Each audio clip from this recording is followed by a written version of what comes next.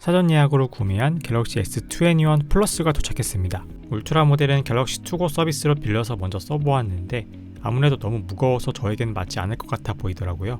그렇다고 사이즈가 작은 6.2인치의 S21을 쓰기에는 이미 너무 큰 폰에 익숙해져서 6.7인치 사이즈의 갤럭시 21 플러스를 구매하게 되었습니다. S21 플러스는 총 4가지의 색으로 출시되었는데요. 팬텀 바이올렛, 팬텀 블랙, 팬텀 실버, 팬텀 핑크색입니다. 저는 제일 무난해 보이는 팬텀 실버색을 골랐어요. 박스를 보시면 가운데 크게 S가 적혀있고 뒤에 숫자 21이 적혀있습니다. 그리고 옆면에는 갤럭시라고 적혀있습니다. 삼성도 이번 갤럭시 S21부터 충전기 이어폰을 빼서 두께가 상당히 얇아졌죠. 아이폰 12 프로 케이스랑 비교했을 때는 조금 더 크긴 하지만 상당히 얇아졌습니다. 그럼 바로 박스를 뜯어볼게요. 박스를 열면 바로 본체가 보이고 그 위에 흰색 보호 종이가 하나 얹어져 있습니다. 앞면에는 보호 필름이 두 겹으로 붙어 있는데요. 제일 겉에 있는 필름은 벗기고 디스플레이에 붙어 있는 필름은 떼지 않고 그대로 사용하면 될 것 같네요. 뒷면에도 보호 필름이 하나 붙어 있습니다. 본격적으로 살펴보기 전에 잠시 옆에 두고 나머지 구성품들을 확인해 보겠습니다. 패키지 안에 작은 박스가 들어있는데 이 박스 안에 본체를 제외한 다른 모든 것이 들어있어요. 박스 뒷부분에는 유심핀이 꽂혀 있고요. 박스를 열면 설명서랑 케이블을 확인할 수 있습니다. 혹시나 해서 안을 더 살펴봤는데 이게 다입니다. 정말 깔끔한 구성이죠? 케이블은 검은색의 USB-C to C 케이블이 하나 들어있습니다. 다시 넣어주고 본체를 살펴볼게요.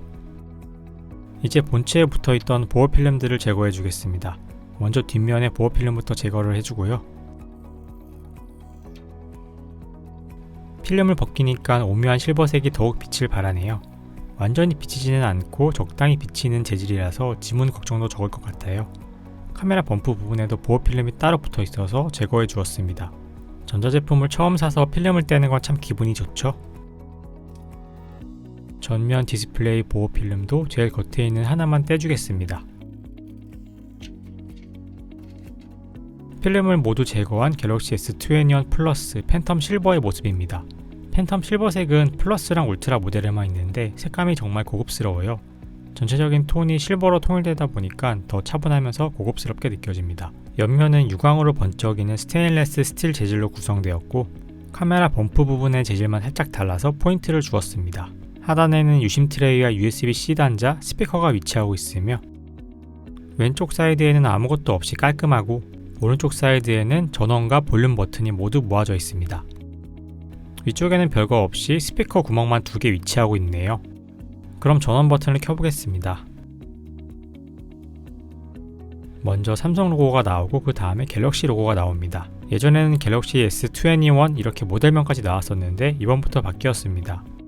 화면이 켜지니까 상하 좌우가 균일한 플랫 베젤이 눈에 띄는데요. 개인적으로 디자인 측면에서는 엣지보다 플랫 베젤이 더 이쁜 것 같아요. 처음 켜자마자 소프트웨어 업데이트가 한번 있었고요. 업데이트 중에 실측 무게부터 한번 재보았습니다. 스펙상 무게는 200g으로 되어 있는데 부착되어 있는 필름 때문인지 1g이 더 나갑니다. 무게가 200g을 넘어가면 상당히 부담스러운데 아슬아슬하게 맞췄네요. 팬텀 실버 컬러는 보는 각도에 따라서 살짝 파란빛도 도는데요. 또 어떻게 보면은 보랏빛으로도 보이고 상당히 오묘한 느낌이 듭니다. 앞서 말씀드렸듯이 엣지가 아니라 플랫 디스플레이라서 앞면은 전체적으로 평평합니다. 자세히 보면 아래쪽의 베젤이 옆면보다 상대적으로 조금 더 두껍긴 하지만 전체적으로 봤을 때는 두께 차이가 잘 느껴지진 않습니다. 잠깐 만져보니까 S21의 120Hz 디스플레이가 가장 먼저 체감이 되었습니다. 스크롤이 정말 부드럽고 눈이 편해지는 느낌이었어요. 다른 스마트폰들과도 사이즈를 비교해 볼게요. 왼쪽이 아이폰 12 프로, 가운데가 S21 플러스, 오른쪽이 갤럭시 S10 5G입니다. 6.8인치의 S10 5G와 더 비슷한 느낌인데 폭은 더 좁고 위아래는 더 깁니다. 두께도 한번 비교해 볼게요. 아이폰이 7.4mm, S21이 7.8mm, S10 5G가 7.9mm로 아이폰 12 프로보다는 조금 더 두껍고 S10 5G보다는 조금 더 얇습니다. 근데 워낙 작은 단위라서 실제로 잘 체감되지는 않았어요. 무엇보다도 눈에 띄는 거는 후면 디자인이었습니다. 새로운 카메라 디자인에서 확실히 신형폰의 느낌이 나네요. 갤럭시 S21 플러스의 카메라 렌즈는 3개로 구성되어 있죠.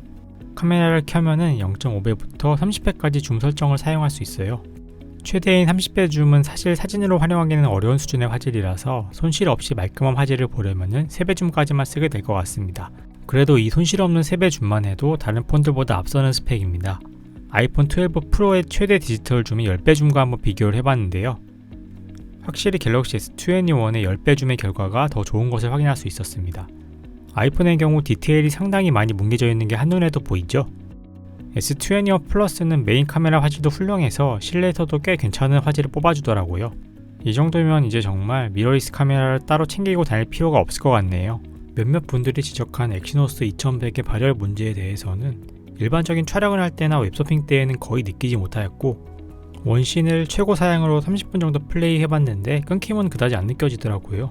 아무래도 게이밍을 오랫동안 하는 헤비 유저가 아니면은 실제로는 체감하기 어려운 부분일 것 같습니다.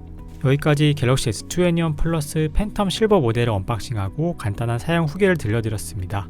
개인적으로는 울트라의 우악스러운 디자인보다는 S21 플러스의 깔끔한 디자인이 더 마음에 드네요. 특히 팬텀 실버색의 오묘한 빛깔도 무난하면서 쉽게 질리지 않을 것 같아서 좋았습니다. 이제는 익숙해진 6.7인치대의 사이즈와 과하지 않은 무게도 괜찮았고요. 전작보다 더욱 고도화된 영상 촬영 기능들을 쓰는 재미도 있었습니다. 흔들림을 확실하게 잡아주는 슈퍼 스테디 기능이나 여러가지 앵글을 남길 수 있는 디렉터스 뷰 기능도 재미있었어요. 스마트폰이 이제 상향 평준화되어서 사실 이번에 뭔가 대단한 업그레이드는 없지만 전반적으로 말끔한 디자인과 성능으로 오랫동안 만족스럽게 쓸 수 있을 것 같습니다. 혹시 갤럭시 S21 플러스에 대해 궁금한 점이 있으시면 댓글 남겨주시면 답변 드리겠습니다. 그럼 여기까지 인사이트였습니다. 오늘도 시청해주신 여러분 감사드립니다.